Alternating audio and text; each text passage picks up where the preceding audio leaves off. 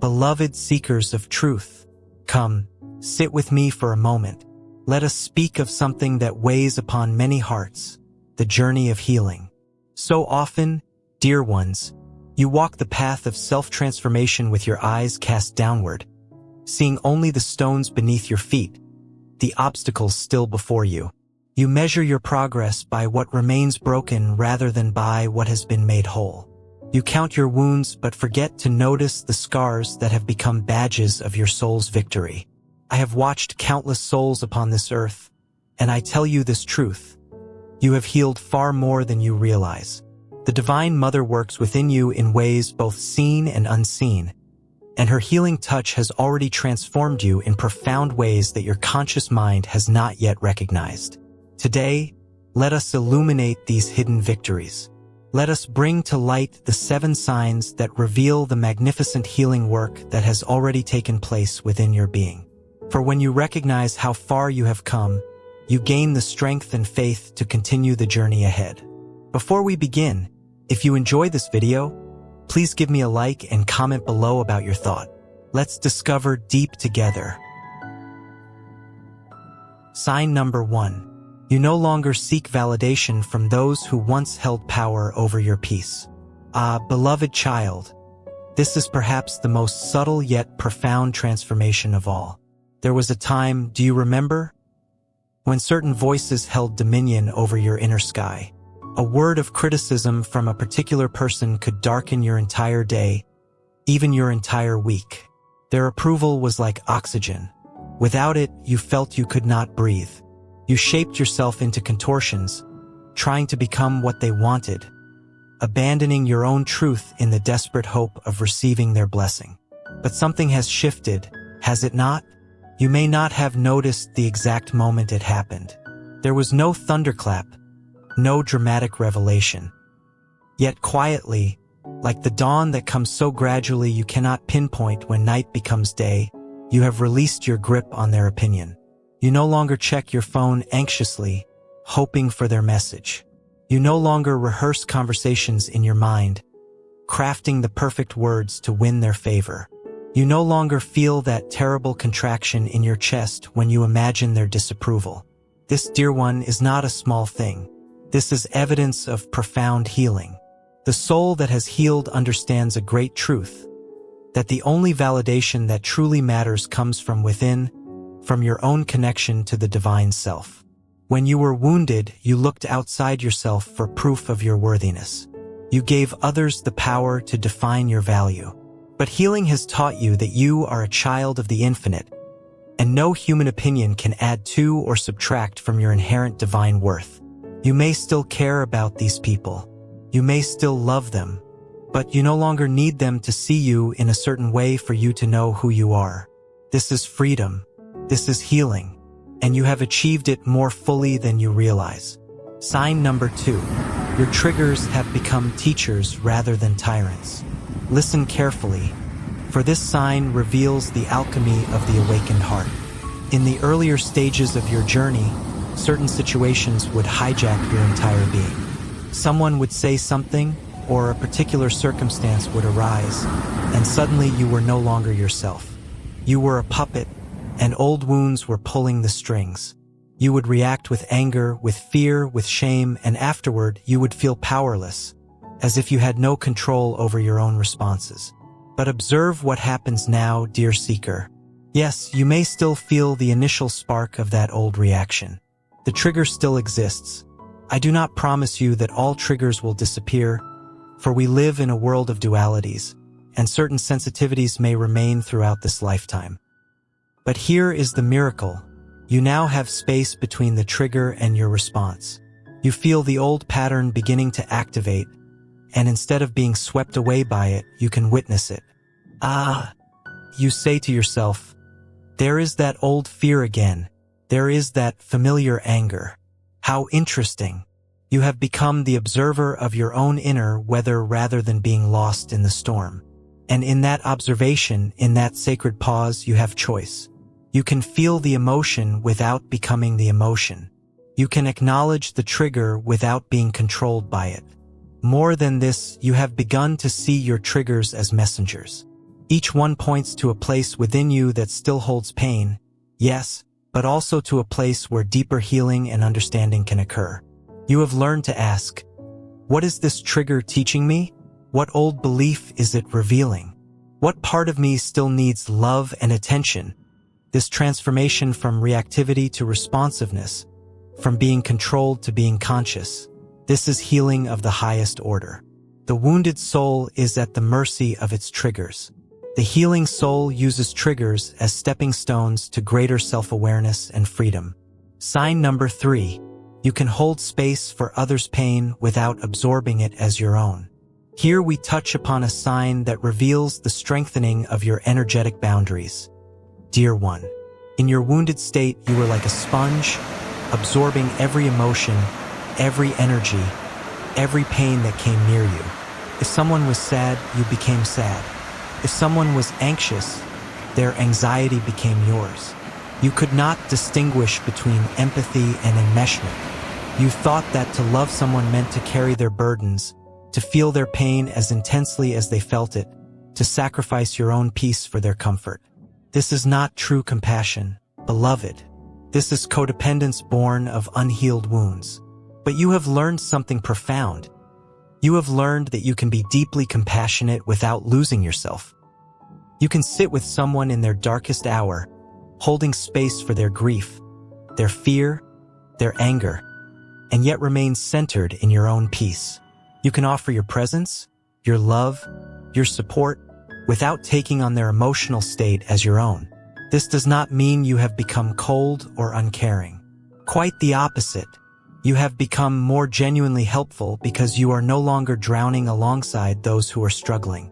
You have become the solid ground upon which others can stand, the calm presence that reminds them that peace is possible even in the midst of turmoil. You have learned to say with love, I am here for you, but I cannot fix this for you. I cannot take away your pain, nor should I, for your pain is part of your soul's journey. But I will walk beside you. I will hold the light while you navigate your darkness. This ability to maintain your own center while being present for others, this is a sign of deep healing. It shows that you have done the inner work of establishing healthy boundaries, of recognizing where you end and others begin. It shows that you have filled your own cup, so you can offer from your overflow rather than from your emptiness. Sign number 4. You have made peace with your past selves. This is a tender sign, one that speaks to the compassion you have cultivated for your own journey. There was a time when you looked back at your younger self with harsh judgment. How could I have been so foolish? You would think. Why did I stay in that situation? Why did I make those choices? Why didn't I know better? You carried shame for the person you once were, for the mistakes you made, for the time you wasted in confusion or pain. But healing has softened your gaze, has it not? Now, when you look back at that younger version of yourself, the one who made those choices you once regretted, you see them with tenderness. You understand that they were doing the best they could with the awareness they had at the time. You recognize that every experience, even the painful ones, even the ones that seemed like detours, were actually essential parts of your journey. They taught you what you needed to learn. They brought you to where you are now. You have learned to say, thank you to your past selves. Thank you to the version of you who stayed too long in that relationship. They were learning about their own worth. Thank you to the version of you who made that mistake. They were learning discernment. Thank you to the version of you who felt lost. They were learning to find their own way. This reconciliation with your past is not a small achievement. Dear one, it is evidence that you have integrated your experiences rather than remaining fragmented by them. You have woven all the threads of your life, even the dark ones, into a tapestry that you can now see has its own beauty and purpose. The healed soul does not disown any chapter of their story. They embrace it all, knowing that every experience has contributed to the wisdom and compassion they now embody. Sign number 5. You choose solitude without feeling lonely. Here we arrive at a sign that reveals your growing wholeness. Beloved seeker, in your wounded state, being alone felt like punishment, like abandonment, like proof that something was wrong with you. You filled every moment with noise, with distractions, with other people's company. Anything to avoid being alone with yourself. For when you were alone, you had to face the emptiness within, the unhealed wounds, the uncomfortable truths you were not yet ready to confront. But something beautiful has happened. You have discovered that solitude is not loneliness. You have learned that being alone with yourself can be peaceful, even joyful. You no longer need constant external stimulation to feel okay. You can sit in silence without anxiety creeping in. You can spend an evening by yourself without feeling like you're missing out on life. This is because you have done the inner work of becoming good company for yourself. You have healed enough of your inner wounds that your own presence is no longer something to flee from. You have cultivated a relationship with your own soul, with the divine within you, and that relationship sustains you in ways that external relationships cannot. You still enjoy connection with others, perhaps even more than before, because you now come to relationships from a place of wholeness rather than neediness. But you no longer require others to fill a void within you, because you have learned to fill that void yourself with self-love, with spiritual practice, with creative expression, with connection to the divine. You have learned what the great mystics have always known, that in solitude we are never truly alone. We are in the company of our own soul, and through our soul we are in communion with the infinite. This comfort with solitude is a profound sign of healing, for it shows that you have found the source of peace within yourself rather than seeking it endlessly outside yourself. Sign number 6. You celebrate others' success without diminishing your own worth. This sign, dear one, reveals the healing of one of the ego's deepest wounds, the wound of comparison and scarcity. When you were in the depths of your woundedness, others' success felt like a threat. If someone else was thriving, it somehow meant there was less success available for you. If someone else was beautiful, talented, loved, accomplished, it highlighted what you lacked. You could not genuinely celebrate their victories because you were too busy measuring yourself against them and finding yourself wanting. Comparison was your constant companion, and it poisoned your joy. You scrolled through social media feeling worse about yourself. You heard about a friend's good news and felt a confusing mix of happiness for them and sadness for yourself. You smiled on the outside while something inside you contracted with envy or inadequacy. But healing has transformed this, has it not? Now, when you witness someone else's success, something different happens. You feel genuine joy for them. Their light does not diminish yours. It reminds you that light is abundant. Their achievement does not mean you are failing. It inspires you and shows you what is possible. You have learned that we are not in competition with one another. We are each on our own unique path, and there is room for all of us to flourish. This shift reveals a profound healing. You have moved from a scarcity mindset to an abundance mindset. You have healed the wound that told you that you were not enough, that there was not enough, that you had to fight for your place in the sun. You have remembered the truth, that you are a unique expression of the divine, and no one else's light can take away from your own. You have learned to celebrate others not despite your own journey, but as part of your own journey. For when you can genuinely rejoice in another's happiness, you open yourself to receiving more happiness. When you can appreciate another's gifts without envy, you honor the gifts within yourself. This is the heart of the healed soul. It knows that love, success, joy, and abundance are not finite resources to be hoarded, but infinite energies to be celebrated wherever they appear. Sign number 7. You trust the timing of your life. And now we come to perhaps the deepest sign of all, beloved, the sign that reveals your growing faith in the divine plan. In your wounded state, you were constantly at war with the present moment. You believed you should be further along by now. You looked at your life and saw only what was missing, what hadn't happened yet, what you hadn't achieved. You compared your timeline to others' timelines and felt behind, delayed, as if you had somehow missed your chance. You pushed and forced and struggled, trying to make things happen according to your own schedule. And when things didn't unfold as you planned, you felt like a failure. You questioned yourself, doubted yourself, wondered what was wrong with you, that your life wasn't matching the picture you had in your mind. But healing has brought you to a place of surrender, has it not? Not the surrender of giving up, but the surrender of letting go of the need to control every outcome, letting go of the rigid timeline you had imposed upon your life, letting go of the belief that there is only one right way for your life to unfold. You have begun to trust that everything is happening in divine timing. The delays you once resented, you now see as periods of necessary preparation. The closed doors you once mourned, you now recognize as protection from paths that were not meant for you. The waiting periods you once found unbearable, you now understand as sacred incubation times when invisible growth was occurring. You have learned to say, "Not yet," without hearing "never."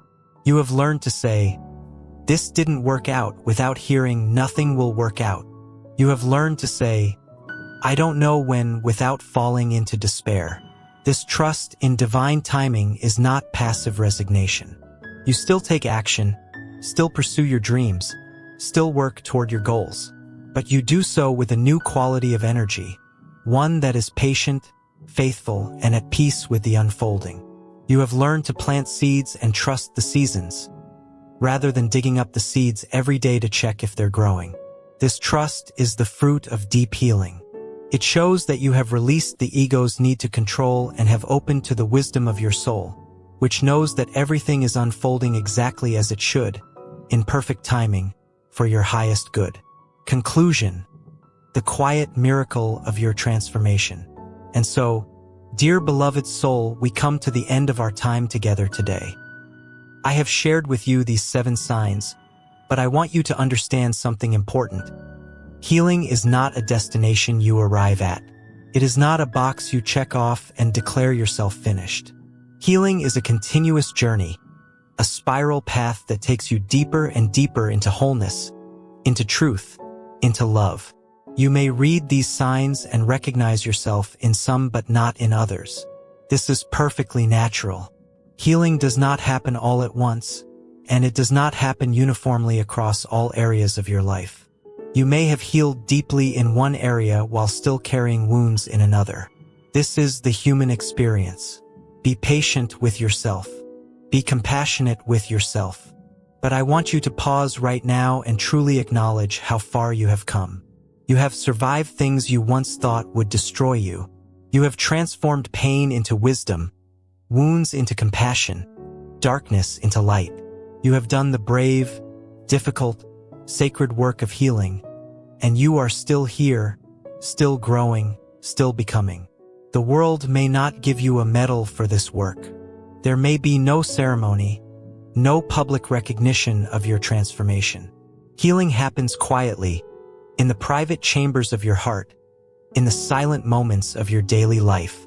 But it is no less miraculous for its quietness. You are not the same person you were a year ago, 5 years ago, 10 years ago. You have shed old skins. You have released old patterns. You have chosen, again and again, to do the work of healing even when it was painful, even when it was easier to stay stuck, even when no one was watching or applauding. This is the work of the spiritual warrior. This is the path of the awakened soul, and you are walking it with courage and grace. So today, I invite you to celebrate yourself. Not in a boastful way, but in a sacred way. Acknowledge the healing that has taken place within you. Honor the journey you have traveled.